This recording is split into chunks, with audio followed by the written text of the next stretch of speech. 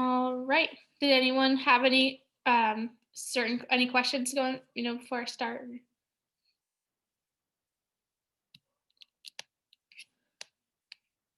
Someone asked if there's any offered on campus this upcoming quarter, and I believe there are.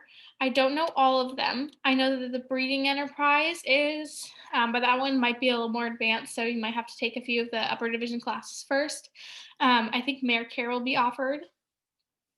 I don't know if anyone else is involved in anything, and they know what.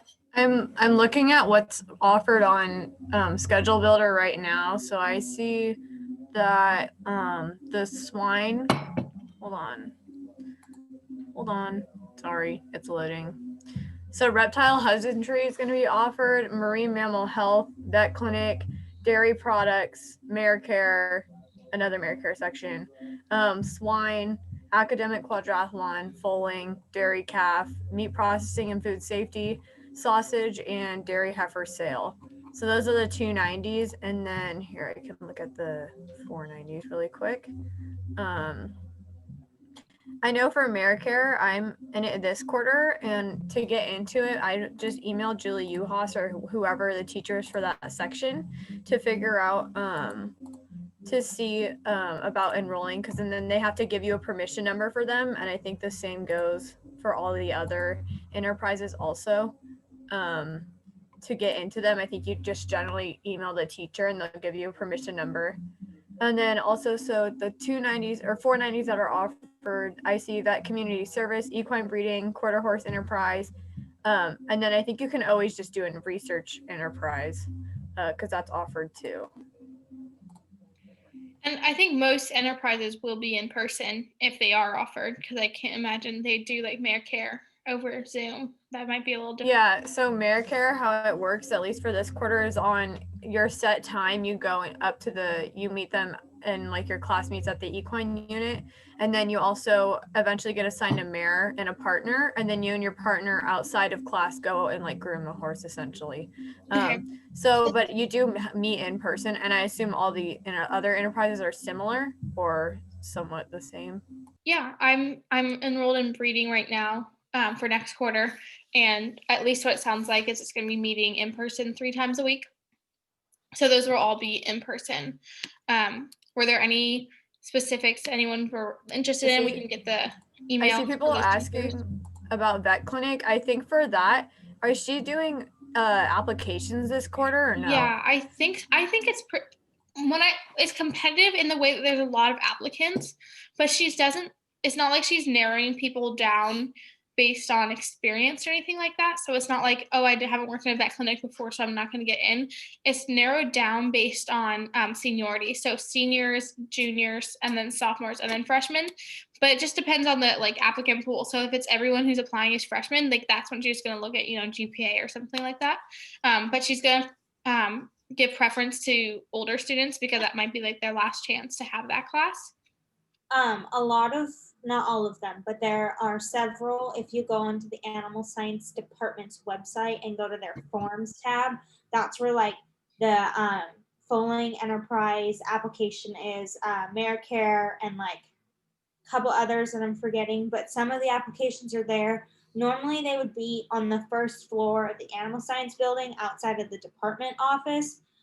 Some might still be there, but I'm not 100% sure. But I know at least for some of the enterprises, the applications will be under that forms tab on our department's website. Yeah. I would say too, you could always just email the professor and ask them, because they like for Medicare, I asked her about it and then she sent me like an application. So I feel like that always works too. And then you kind of too, I feel like establish like your name. So and then when they see it and they know that you're interested and can give you a permission number. Yeah. I would always say email the professor. That's how I've gotten into almost all of my different enterprises is um, emailing, and then of course doing the application. But that way they know that I was interested. I mean, that just flags your name. It doesn't necessarily give you preference, but like if they're going through and they're like, oh, this person's emailed me 3 times the last 3 quarters, like obviously they really want it. Like they're more likely to remember that. And then also, I mean, the first enterprise I got involved in, like I think it just like shows like to get just reach out even if you don't think you're going to get it. The first one I did was a 490 when I was a freshman, and I just emailed the professor and they had an extra spot, so they like let me in. So I wouldn't be like hesitant to reach out to the professors, because a lot of times if they don't have extra hands, they'll just like give it to anyone who, and if you're willing and ready to do all the work, then they'll, let you in.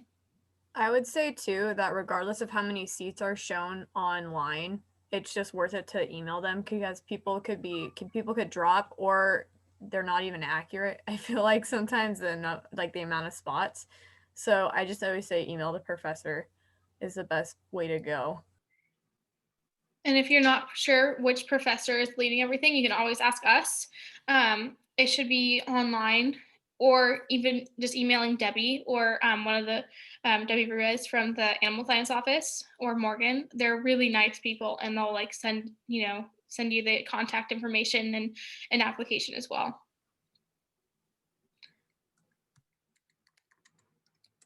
Sorry, I muted myself. Were there any like specific enterprises people were interested in what you do in them, or anything like that? There's a question about the breeding enterprise. What is the breeding enterprise about? Yeah, so the breeding enterprise is the equine. There's several breeding enterprise, I believe, but the one I'm specifically speaking about is the equine breeding enterprise. And so we do all the breeding and foaling in-house. So basically, once the mares have foaled, either in early winter to spring, we try to get them back into full. Is that the right way to say that? Like pregnant as soon as possible. And so we tease the mares.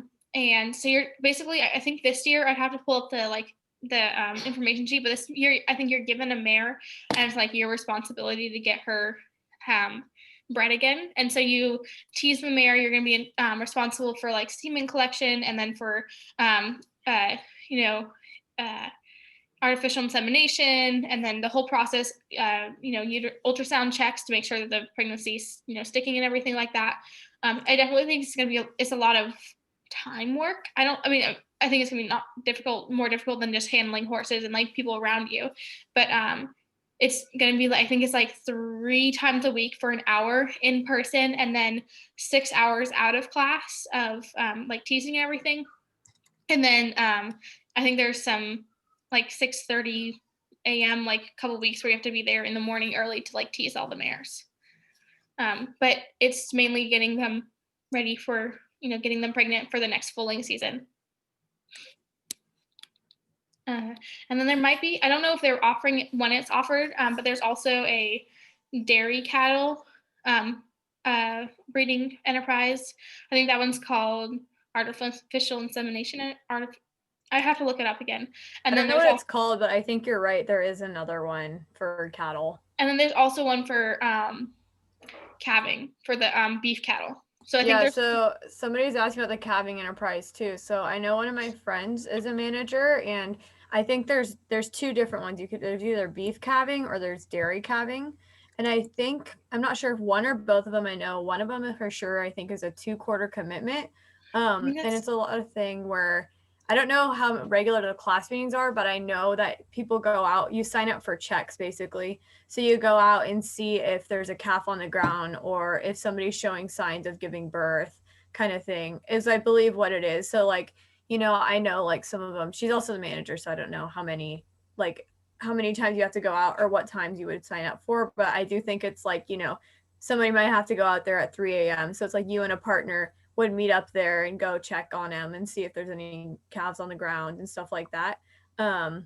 So that would be super cool. That's all I know about that one. But yeah, I think that's the one you're mentioning is the beef cattle one, where it's like checks and it's like 2-quarter commitment. And then I think the dairy cattle one is more like you're assigned a night. I think I'd have to ask them. I can speak on the dairy calving one because I did that one. Yeah, better than I can. You're placed into groups, and then each week your group has like a chore that you have to do on at the dairy, involving like rebedding or filling up water and feed stuff. And then you'll have a week, and it rotates between weeks. and days, sorry, rotates between days when your group has to do checks, like what Laney was talking about, seeing if any cows are showing signs of about to give birth or if there's any cows on the ground. And so you get to pick within your group, you assign the times. And the latest one, I believe, is midnight. And usually there's always like a manager in your group, and they'll handle the one that's like kind of the middle of the night. So that way you don't have to, because they live near there. And especially if they're a freshman, they don't want freshmen walking out to the dairy at midnight alone. So they make sure that at least you have a ride or you go with someone else. And then within it, you also get to really work hands-on with the calves. You give them vaccines. They're super cute. You give them their colostrum, and you take care of the cow who just gave birth as well. And they're really adorable. I can speak for the Dairy Calf Enterprise too. I did that freshman year, and I think that was probably one of the funnest enterprises I've done. Just handling the calves is so much fun, and seeing, I didn't get to see the birth, but sometimes like you're lucky enough to see that, and it's really, really interesting. One of the things though I didn't particularly like about the course is that you have to do dehorning one of the days. So if you can't handle that, then I probably wouldn't recommend it. But otherwise, it was one of the funnest enterprises I've taken, and you're definitely going to have a couple nights at the dairy at 3 a.m. But it was definitely worth it. I saw a calf be born the first time, and it was really amazing, especially because I believe she was a heifer, was her first one, and the calf was half out, and she got up and she just swung her butt around, and the calf just flew out and landed, and we all had this moment of like, oh my gosh, is the calf okay? But he was okay. And yeah, it's a lot of fun. And is there a new professor that's in charge of that one? Because I think it used to be, when we were freshmen, it was different. Does anyone, I can look at the list too, but I think Aaron Lazanoff is for beef, questionably. yeah. I don't know about dairy. Okay. And then I guess the comparative one for horses would be foaling. And that one's a 2-quarter commitment, and it's going to be winter and spring. And so if you wanted to do it, I think the applications probably come out soon.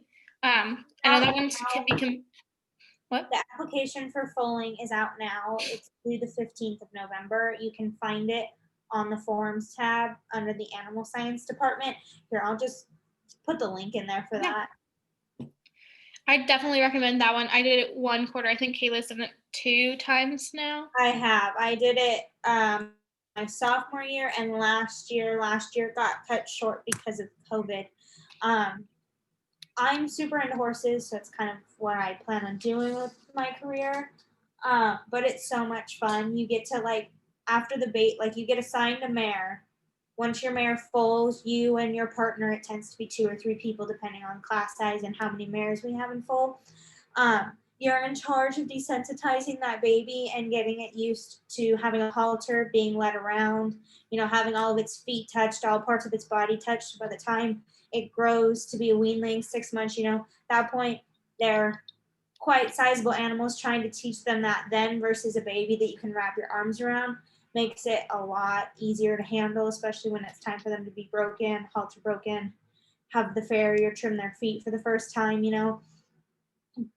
when they give birth. If you're there, you get to watch it. One girl last year, Kelsey, actually, Lauren's roommate, had to pull one of the foals because it was stuck. You have to inspect the placenta after it's been pulled out to make sure there's no holes or anything. You learn a ton of stuff about the foaling process and like helping them if they need it, helping the foals if they need it. It's normally a 10-hour week commitment, 3 day shifts that are 2 hours that you clean stalls, water, just generally keep an eye on the mare because they get watched 24/7. And then you have to do 1 night shift a week, which is normally 4 hours, and it's normally 10 to 2 and then 2 to 6. And normally that's most of the times that the mares will foal, and you'll see it because they like to foal at nighttime. So the time sucks, but once you're awake and they start doing it, then you forget that you're tired. It's a great time to do homework and study because you got to be up anyways. There's a heater in the bar. So when you're in the Foaling Lounge and you're cold at night, the heater will be on, so it's a little bit better. I really enjoyed it. I would do it for a third time, but I don't think it'll fit in my schedule this year. Oh, you get a jacket too. There's that. Last year's jacket's the warmest thing I've owned. So there's some perks in the work of it all. And I'm a small animal person. I didn't have much horse experience growing up. I still don't have that much horse experience. I'd still recommend trying it. I mean, there's just like a variety of experience. So there's people who have been working with horses, own horses, ride horses their whole lives, and there's people like me who I rode a little bit when I was little, but I'm not uncomfortable around horses, but I'm definitely not like a wrangler. But I was still able to like get into a group. They assigned me someone else who knew horses a little bit better, and it's still a fun experience. So I really enjoyed it, even though I'm not necessarily, I would say, a horse person. So I would still definitely recommend trying it. And I saw someone in here reaching out to faculty. I don't think you can ever reach out too early, because worst case scenario, they'll be like, hey, we're not taking applicants right now, email me back in 2 weeks. And then you're already on their radar again. So you could, as soon as you're, confident about what you want to do, just, send an email, not too hard. And then someone asked about 490 research enterprise. And so I think that one's where you're getting credit to do research. And there's several different professors who you can do it under. So Dr. Manharin used to do that. Dr. Edwards did it for his. There's probably some other professors as well. So that's I think Dr. Campos does that also. So that's where you find a research project that you're interested in. And then that's how you get compensated with the units. And how do you get in contact with that? Because I was looking and it doesn't say a staff member. Yeah. So I think the hard thing with that is because it is so many different professors. It's not just one. So I would I'd probably email Debbie. Or email the animal science office probably. Yeah. So email Debbie or at the animal science office to see what research projects are still being offered, because I don't know if there's any sort of things have been stopped for now. And yeah, but you can still do 490. There's just if you're interested in nutrition or pigs or reproduction, it just depends on which teacher. And then once you're which teachers, you can reach out to them. A lot of times they'll have you start with their 290. So a lot of times 490 will mean that it's more advanced. So a teacher will want to know you better before they'll let you in. So they'll have you Dr. Edwards would have you do his 290 Tortoise Enterprise, probably get to know you and be like, hey, I really like your work ethic. And you could be like, oh, I'm really interested in still doing research. Can I do your 490? So, but it doesn't hurt to still reach out and see if they have opportunities in their 490. I'm not 100%. I know they have the research enterprise listed. They had it listed for fall quarter last time and they nixed it. I know for Edwards, at least, because I'm interested in his nutrition research one, he's told me that it's not looking like college is going to approve it for an in-person thing. It's kind of low on their priority list of in-person opportunities. So for those of us that are fourth years, we haven't done research yet, you might get screwed. The other one, everybody else who's got more time, I would say probably don't get your hopes up about doing it this time, but you should still have a chance later on, next school year or something. I see somebody asked about integrative veterinary medicine. I don't think it's offered this quarter, but I think I've seen it before. I don't know what it is. Yeah, I don't really know much about that one. I think it's different from, it's not the vet community service, because I don't think different. So. Vet community service is a really interesting one. I think you do have to either be I think you have to take the vet clinic first. Either that or a companion, and that's run by Stanek, and it's a mobile vaccine clinic, and they go to the I think it's the homeless shelter couple times a month on Saturdays. So you will have to have a Saturday open or a few Saturdays open, and they do vaccines and then just general health exams, I think, for people who can't afford it. And so I've heard that one's really awesome. Trying to think of, and then I know if people are interested in research, once again, this might be, you might have to wait for a year or two until everything's in person again. But you can still do research through the bio department too, like even though you're not a bio major. So what I did is I did a one, it was called the Bio 400, and that I did that through like Dr. Davidson and her genomics research. So what you can do is reach out to a professor who's doing research in the bio department, and I know there's a lot of different ones doing it, and there's especially in the Center for Applied Biotechnology, there's a bunch of like, I mean, you can kind of connect it to animal science because a lot of animal science is related to biology and biological research. So you can email those professors as well. I don't think any professor will like be angry at you for like emailing. The worst case scenario, they're like, you aren't qualified, and you're like, thanks, and move on. But so if you're really interested in research, like it doesn't have to stop at animal science, because I know that right now it seems like there's not as much. Another opportunity, so like for research that's offered through the bio department is right now, they're doing, I believe it's research on elephant seal populations in San Simeon. My roommate goes, it's like a once a week commitment. You do have to get up at 5 a.m. So if that is not something you're interested in, definitely keep that in mind. But he gets up, I think 5 a.m. on Saturdays. That's another thing. It's 5 a.m. on Saturdays. So up to you. But, and then they go and they collect different data about the elephant seal population there. He really likes it. And I think it's like if you start during the fall or you start during the winter, then you can like just keep staying on in like subsequent quarters. And I can't remember which professor it is, but it's one of the bio 400s. And then someone asked if all enterprises pick on seniority and how hard it is for freshmen to get in enterprises. I don't think it's that hard for freshmen. I would start with 290s, and honestly, like email everyone, everyone, if you're, unless you're, specifically looking for one. But I mean, almost every freshman, when I was in freshman class, was in an enterprise unless it didn't work into their schedule. So schedules, I mean, enterprises are generally like, they're generally bigger classes. So like 30, 40 people sometimes, like they want a lot of hands, like they want people. So like right now it's probably just gonna be a limitation for how many people can be in person with COVID. But I would say like first time apply, didn't get it, maybe second time at the probably latest, but like a lot of times you'll get it. I don't think it's hard to get in as a freshman. I think because a lot of people, I feel like sometimes people don't have enough time anymore for enterprises, so some people just don't do them the older they get. I personally never had an issue getting into any of them. I feel like if you reach out to the professor, generally it works out if it fits in your schedule.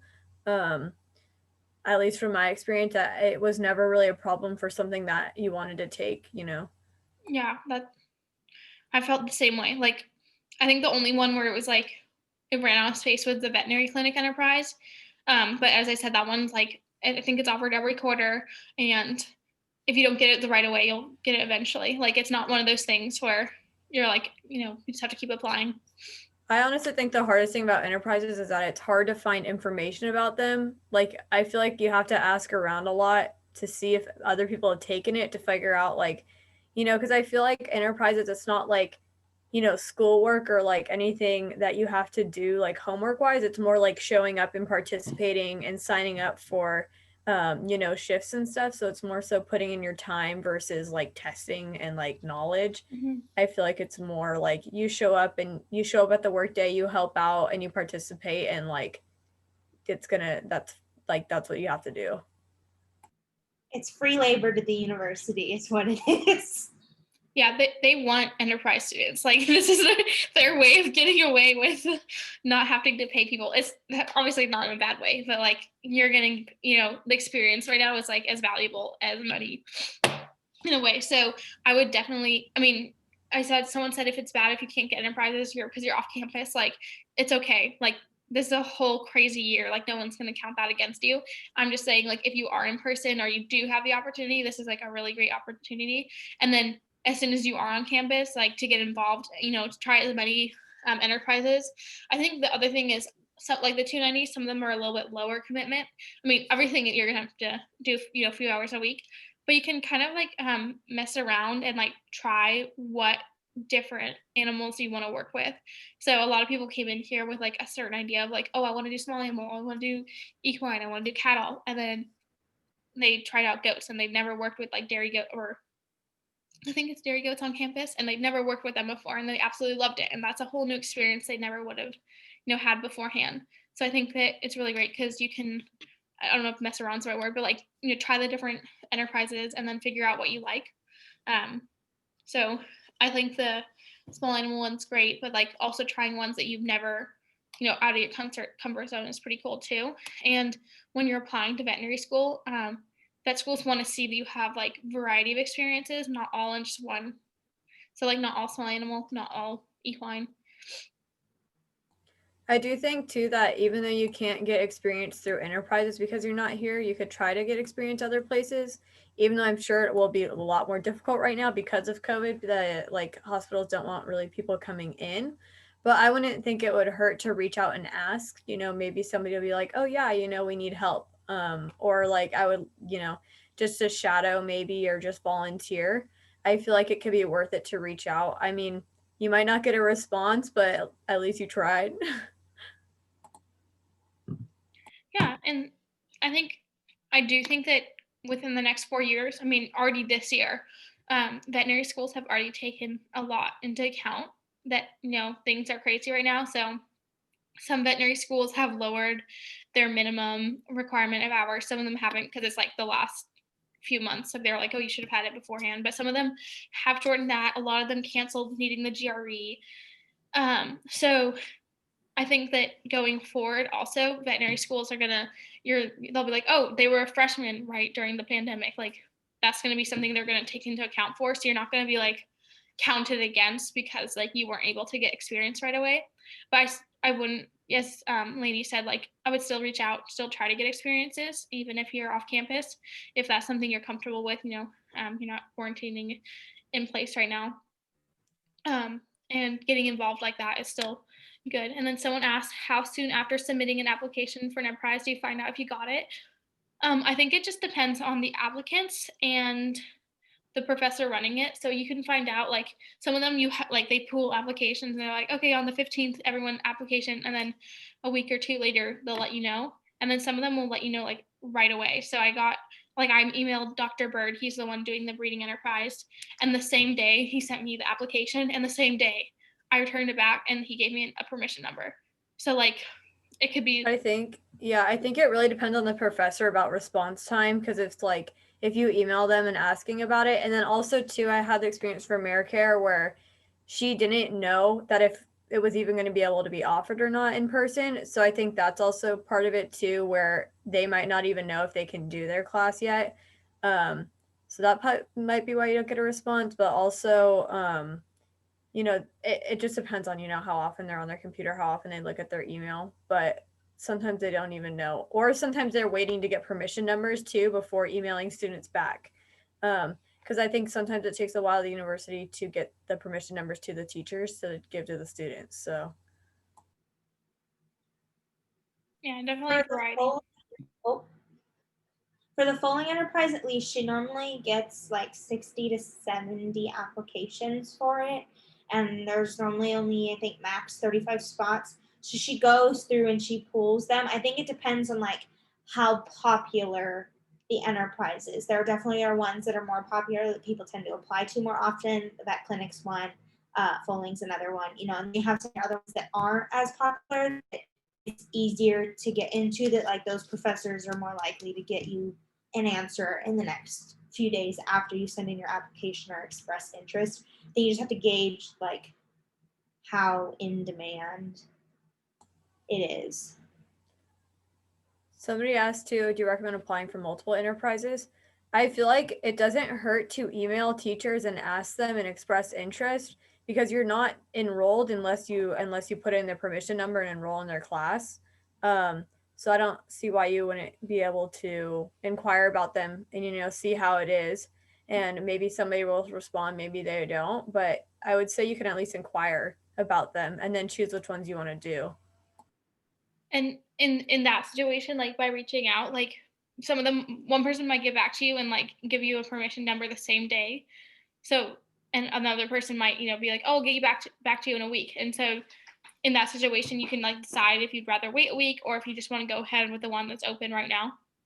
And You as can she was always saying, drop it too. yeah, you can always drop it, and then even tell them like, oh, I'm looking into a couple different enterprises, like what is your availability, like, they're not going to be like angry that you're interested in a lot of the different ones. They'll be excited that they have people to work for them. Any other questions? We can all, if anyone's been in anyone who's taken the reptile husbandry one. I'm in that one right now, and it is one. So this is my, I think, second enterprise I've done. It's very different. It's a lot of fun. It's definitely free labor. But Dr. Edwards is super cool. He's honestly like a dad. He's got so many like cool stories of just like random crazy stuff that he's done. I would definitely recommend it. In terms of like subject material, so like learning actual book stuff, there's not a lot of it, and that's compared to like the other one I did, which was the vet enterprise, and that one was like 2 hours of lecture and then 2 hours of lab, and then you had like tests. This one, it's like we meet once a week on Thursdays. We go over maybe one thing about reptiles or exotic animals, and then a big part of it is you're actually like measuring the tortoises because they're doing this long-term research about their growth. And so you're like measuring different parts of the tortoise. And then you also have to like sign up for feeding shifts, just general care and maintenance of them. But you do learn like restraint techniques for tortoises. So it's like exotic animal restraint techniques. And then That's at the swine unit, right? yeah, it is. It's up at the swine unit. It's behind the finishing barn. And I would say I heart the tortoises too. They are so cool. But you do have to like, especially if you want to take it like winter quarter, just know that if you get a night shift, it will be dark by the time you go, and you have to like look for the leftover food on the ground.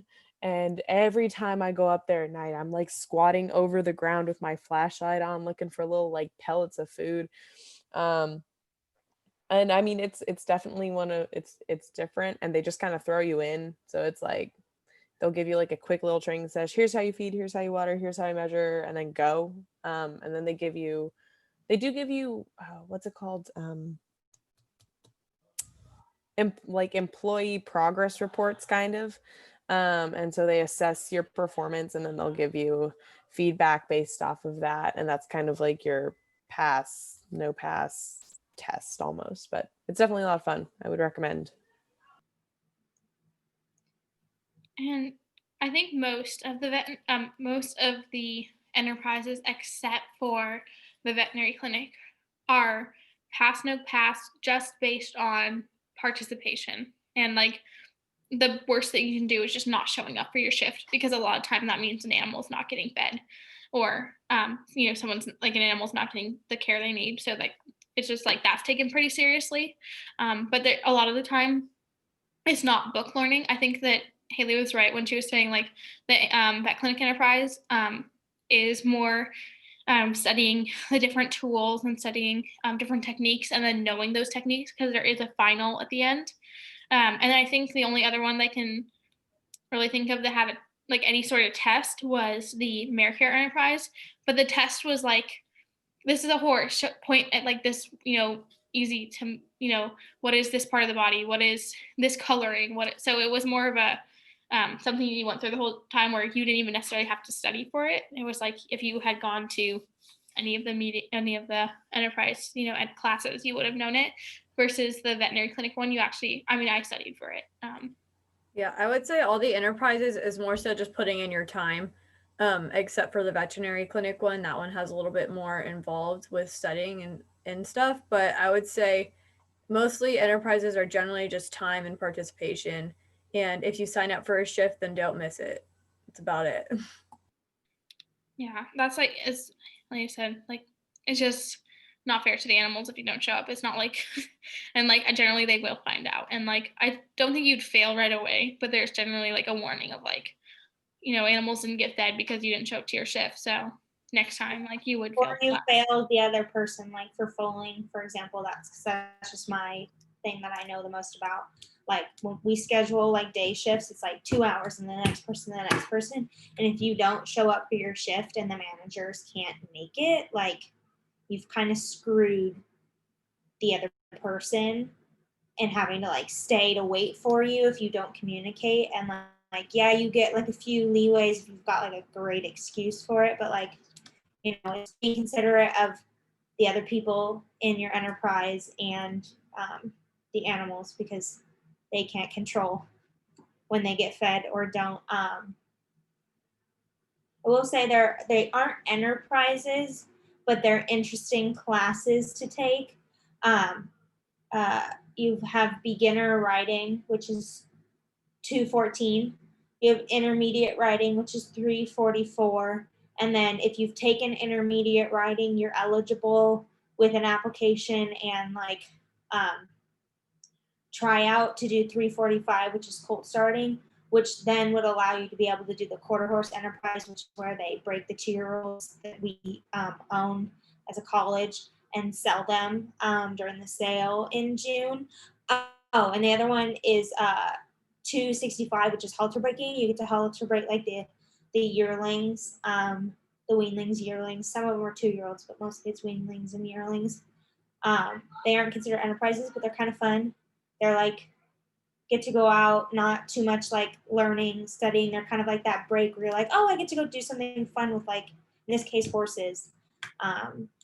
So those are the ones to think about. I'm just looking up. Does anyone know if they're offering the writing classes next quarter again? I think they normally post it on their Facebook. I believe so. They are. I talked to Julie. I definitely know that they're doing the quarter horse enterprise, and they were doing 345 during the fall. I know they're doing the writing classes. They're doing the writing classes now, so I wouldn't see why they wouldn't do it next quarter too. I believe they are. 265, the halter breaking class is a fall only course though. So the next time you'd be eligible would be fall 2021. So.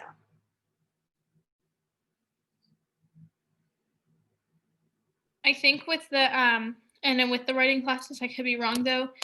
The horse and then all the tack is provided, and so there is like a $500 fee, I think, just because like it was 900 for 344. Okay. Which was the horse and tack, I want to say. I brought my own saddle and stuff though, just because I ride and that's what I'm comfortable in. But you aren't obligated to bring it. I don't remember exactly what the fee is for the beginner riding class though. But yes, there is an outside like fee that's not in your tuition. Yeah, so there is. I don't know how much it is. Oh, so yeah, somebody said it's $550, which I hear is a good deal, especially compared to like if you were to have the same lessons elsewhere for the same amount of time and everything, and having the horse and tack provided, I think is a pretty good deal, especially if it's something you want to do and you're interested in. Yeah, I definitely think that because if you think about it, you'd have to like rent the horse, rent the tack, and then and then pay for like the instructor as well. So this is probably like the best deal. I just mention it because I think it is something we have to take into consideration when if you're going to do it or not. And discipline, I'm not sure. Does anyone know if you do Western or English? I think 214 is Western and English, like you get to choose, but 344 is Western, 345 is Western, and quarter horse is Western because we're all breaking our performance horses to sell for cutting, reining, working cow, ranch stuff, roping, things like that. We're not really jumping them or doing dressage or anything like that. There is the Cal Poly Dressage team and the English team if you want to do that there. Because I don't really think you have to have like any experience to join the equestrian team. But I'm not that familiar with it. Yeah, I would reach out to I think there's probably like in Facebook or Instagram, but I think they take everyone, and then they have like horses, like they have Cal Poly equestrian team horses. I think Cal Poly it's dressage, flipped. I think dressage takes everyone, and then equestrians that equine. try out.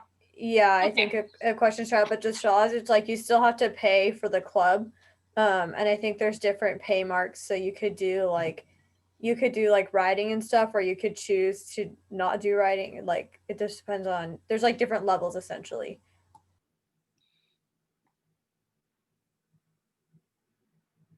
Any other questions? Any other enterprises people are interested in?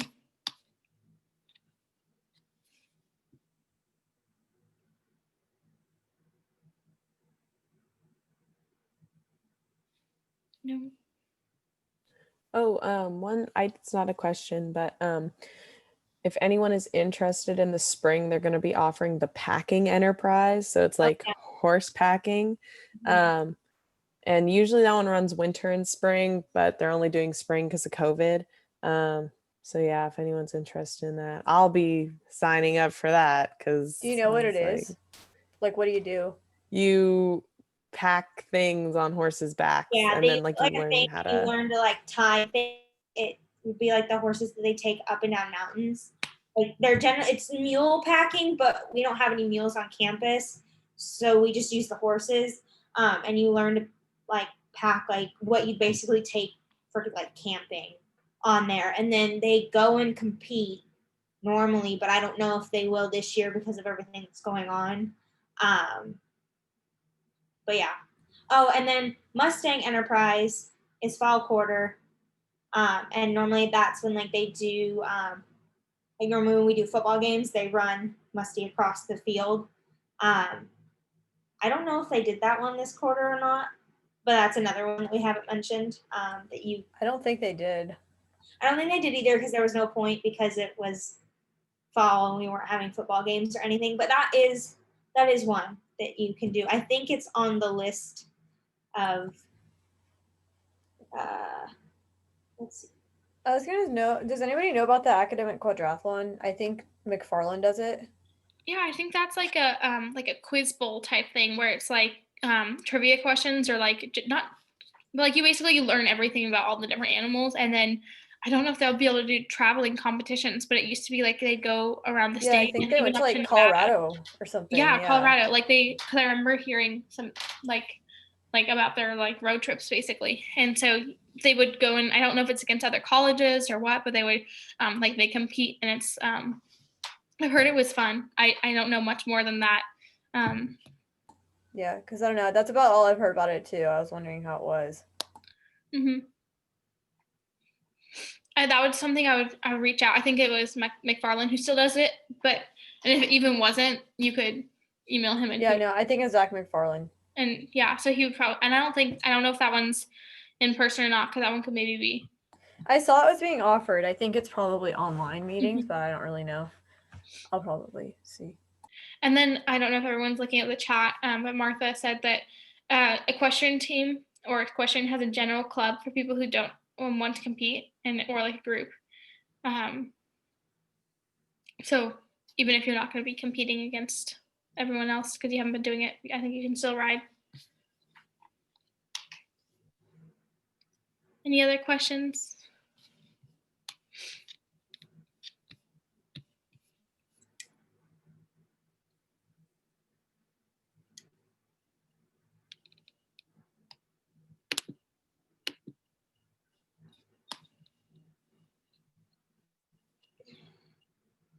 Okay.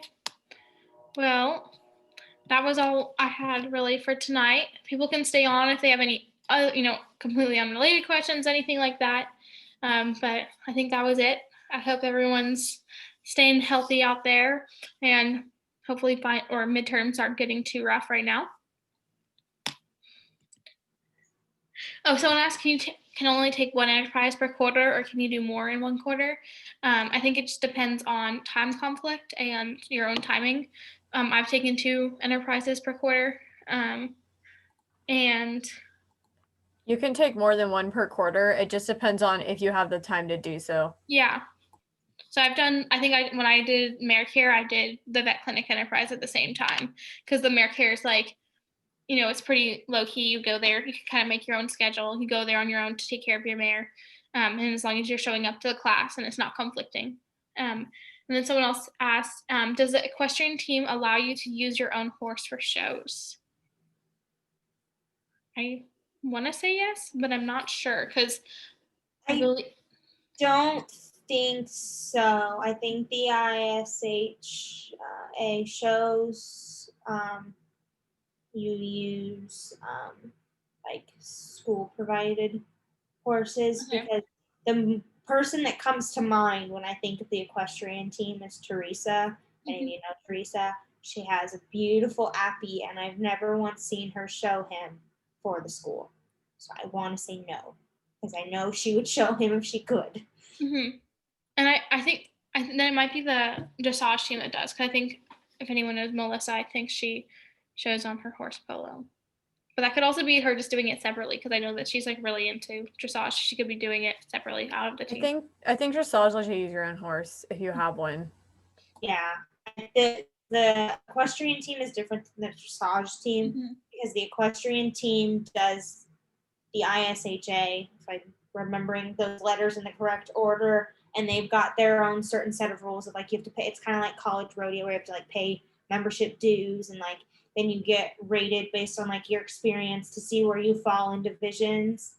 And so that's like a whole thing. I think normally all of this stuff for the equestrian team starts like fall for like tryouts. Like you go, it's like the first meeting, and then they have tryouts, you know, and to like be on like the show team. Because I know they let general members in. The person for that would be Lou. They also have their own Instagram, so you could find out information that way too. And it's just CP Equestrian Team. Let me look.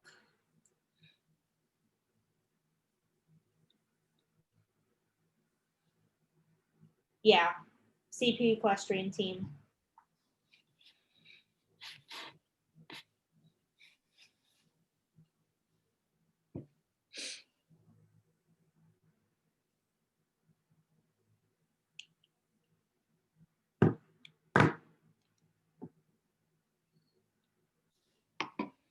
Any other questions, or it doesn't have to be related to enterprises, just in general, scheduling, anything like that?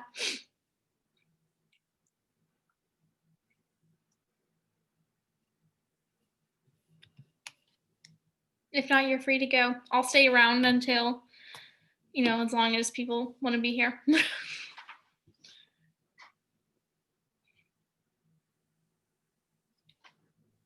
Thank you. Thank you.